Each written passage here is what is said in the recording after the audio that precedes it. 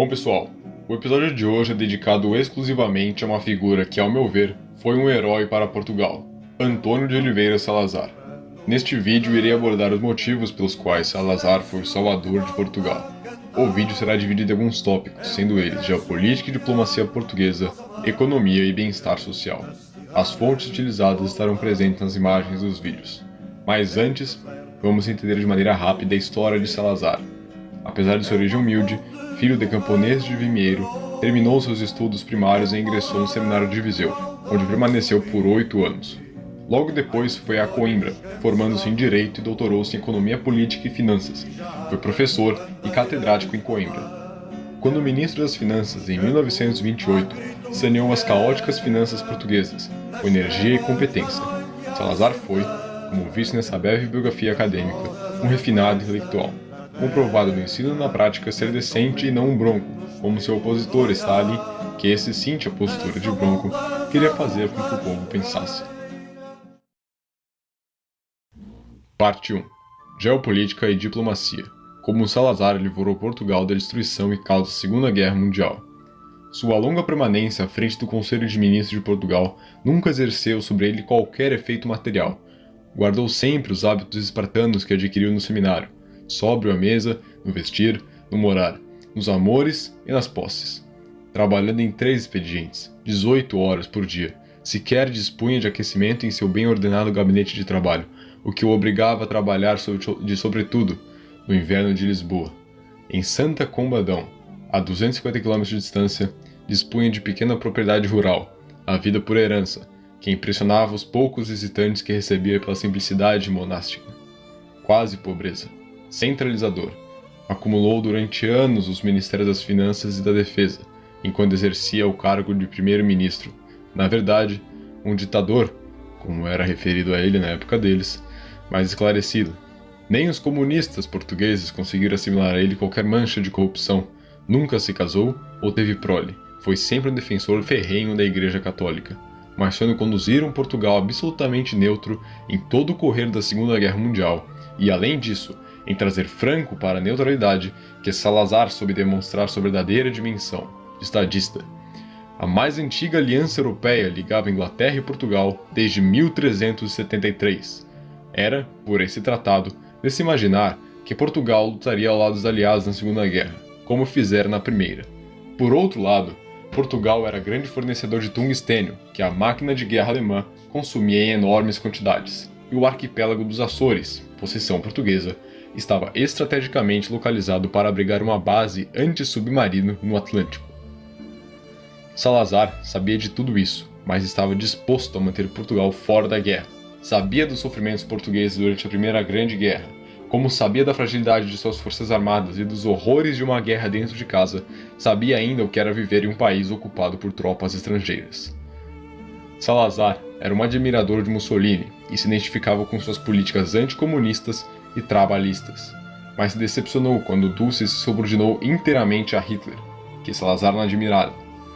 Sob seu olhar religioso, via em Hitler um paganista, que mais dia menos dia entraria em guerra com a Igreja, e não era antissemita, prática disseminada na Europa daqueles dias.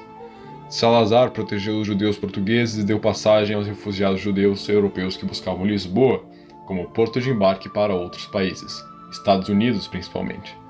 Fez um enorme esforço diplomático para não entrar em guerra ao lado dos britânicos, convencendo-os de que, se o fizesse, teria facilmente Portugal ocupada pela Alemanha. Continuou até o fim da guerra fornecendo tungstênio aos alemães, convencendo os aliados que a interrupção do contrato de venda seria também um motivo para a ocupação alemã, até porque a Alemanha não podia abrir mão desse minério português.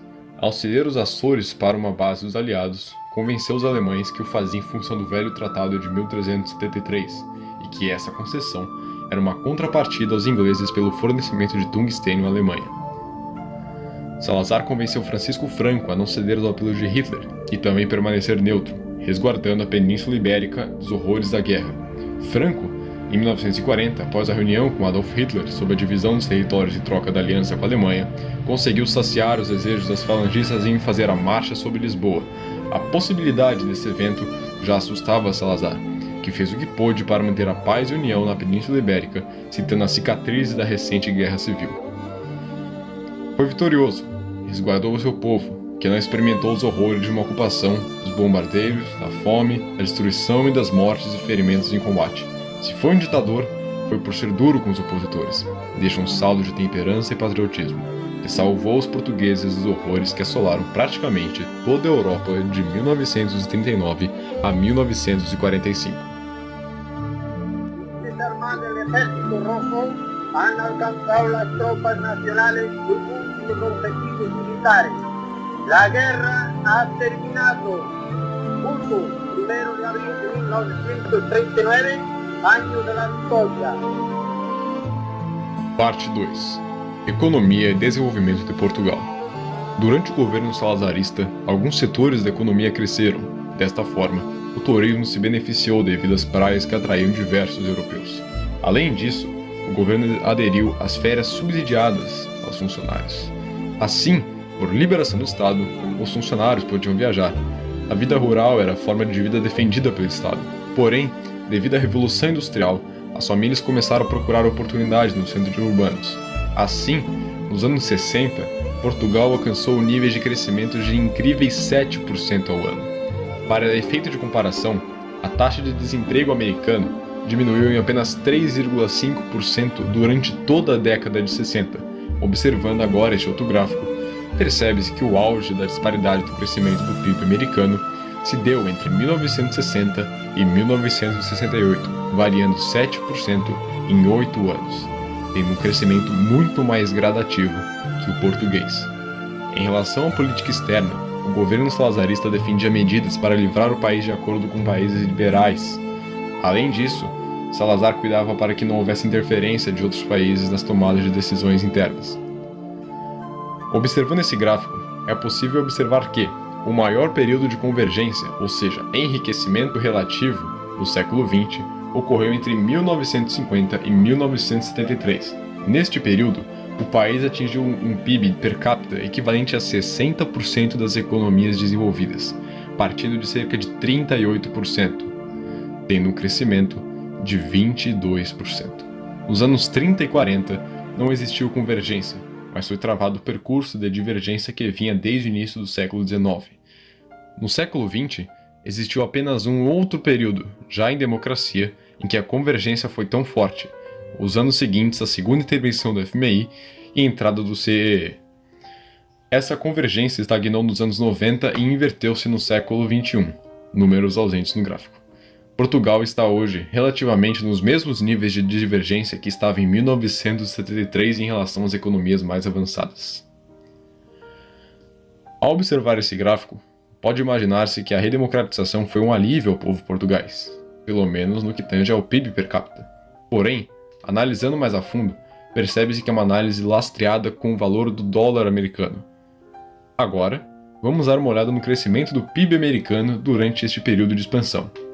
É possível observar que a economia americana se degradou, fazendo com que a disparidade do preço da moeda portuguesa em relação ao dólar fosse menor, que consequentemente levaria o povo português a ter maior poder de compra com relação ao dólar.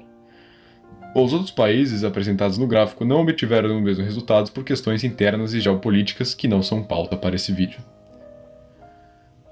Parte 3. Bem-estar social e direito dos cidadãos. Como foi citado no tema anterior, a partir do governo salazarista, a quantidade de turistas recebidos em Portugal aumentou consideravelmente. Afinal, os cenários paradisíacos do país atraíam ao mundo todo, além de que o governo fornecia férias subsidiadas aos funcionários, fazendo com que estes, por sua vez, viajassem para dentro e fora de Portugal, melhorando a qualidade de vida do país. Este segundo gráfico mostra as despesas em educação pública em Portugal a partir de 1970, ano da morte de Salazar. Lembremos que o regime foi deposto em 1974. Observando os investimentos, é possível ver que o maior aumento na quantia de dinheiro destinado à educação até o período recente ocorreu durante o governo de Marcelo Caetano, primeiro-ministro e sucessor de Salazar, que hoje ainda é criticado por suas ações de viés salazarista. No gráfico, é possível ver o que seriam essas ações salazaristas. Bom pessoal, esse foi um breve vídeo a respeito do governo de Salazar, que ainda irei me dedicar a fazer um episódio apenas a ele. Portanto, é isso. Se gostou do conteúdo ou o episódio te agregou conhecimento, compartilhe e inscreva-se. Nos vemos em breve e fique com algumas imagens do Estado Novo. É um regresso de heróis às amargas da cidade que volta a lutar. É um deserto que vemos florir, é uma fonte jorrando de novo, é uma aurora que volta a sorrir. Ai, nos olhos cansados do povo, e já ardem bandeiras vermelhas. Nos campos há gritos de guerra, nas trevas da noite há centelhas das rosas em festa na terra. Canta o vento nos trigos doirados, dançam ondas à luz das fogueiras, e nas sombras guerreiros alados erguem espadas dentre as oliveiras. É uma pátria de novo sagrada, acordada da morte esquecida.